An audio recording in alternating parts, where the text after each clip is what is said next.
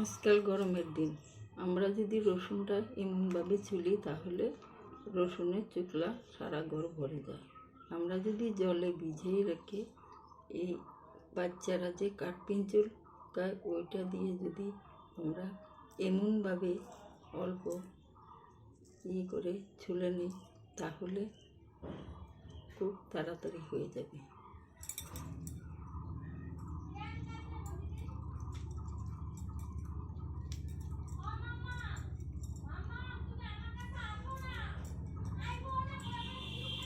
আমরা গৃহিণীরা সারাদিনেই কাজ থাকে, আমরা যদি অল্প বুদ্ধি কাটিয়ে এইভাবে কাজ করতে পারি তাহলে আমাদের কাজটা তাড়াতাড়ি হয়ে যাবে।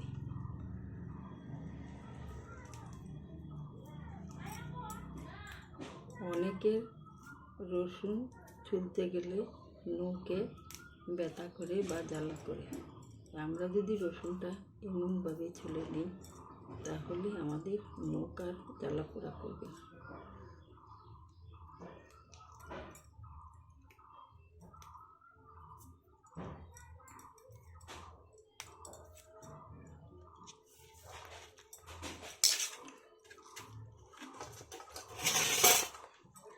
ইঁদুর, তেলাপোকা, মাছি, মশা, পোক, কীট পতঙ্গ কীভাবে তাড়াবেন তার একটা সহজ উপায়। আমরা যদি 2 কোয়া রসুন এইভাবে তিতি করে তারপরে একটা পূর্ণা ট্যাবলেট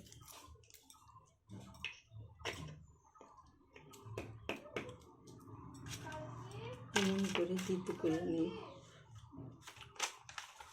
তাহলে অল্প দিয়ে দিলাম নেপথালিন আর কর্পূরের গুঁড়া, আমি আগেই গুঁড়া করে রেখেছিলাম, দিয়ে দিলাম নুন, দিয়ে দিলাম অল্প চিনি।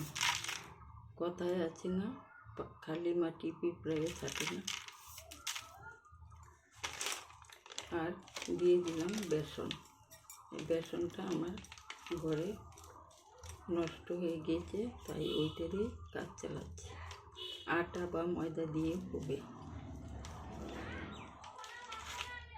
দিয়ে দিলাম হাড়বিট,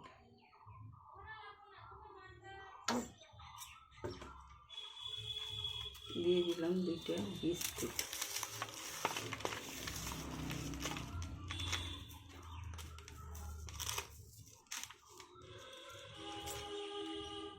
চামচ দিয়ে গুলানোর চেষ্টা করবেন, আমার চামচ দিয়ে অসুবিধা হয়।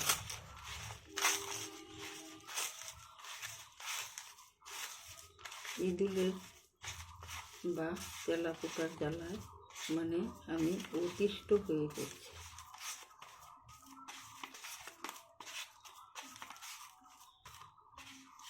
আমরা যদি এইরকম ছোটো ছোটো করে এইরকম ধরনের একটা পাত্রে দিয়ে রাখি তাহলে ওরা পাত্রের থেকে খেয়ে বেশি ভালোবাসে।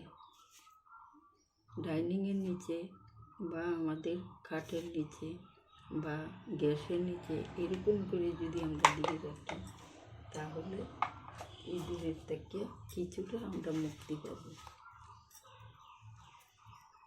এরকম করে খাটের নিচে নানান জায়গায় যদি দিয়ে রাখি তাহলে আমরা ইঁদুরের থেকে অনেকটাই মুক্তি পাব।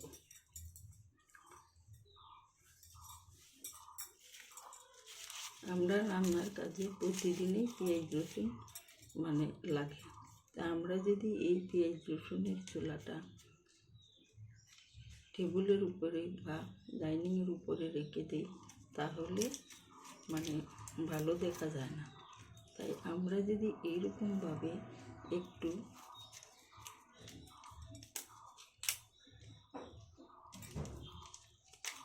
আঠা দিয়ে এরকম করে আমরা যদি একটা ফুলের মতো বানিয়ে নিই তাহলে ডাইনিংয়ের উপরে রেখে দিলে এই পেঁয়াজের চুলার গন্ধে আর মশা মাছি আসবে না।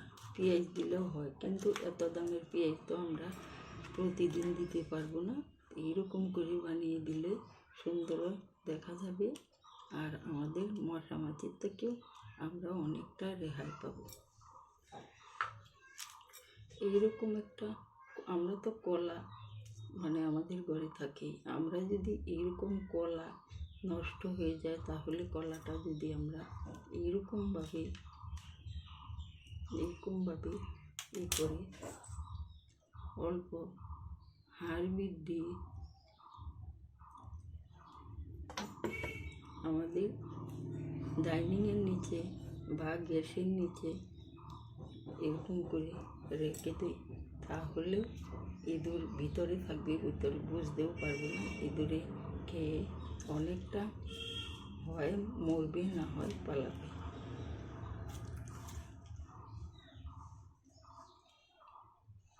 এরকম করে আপনারাও করে দেখবেন, অনেকটা ইঁদুর, তেলাপোকা, পোকা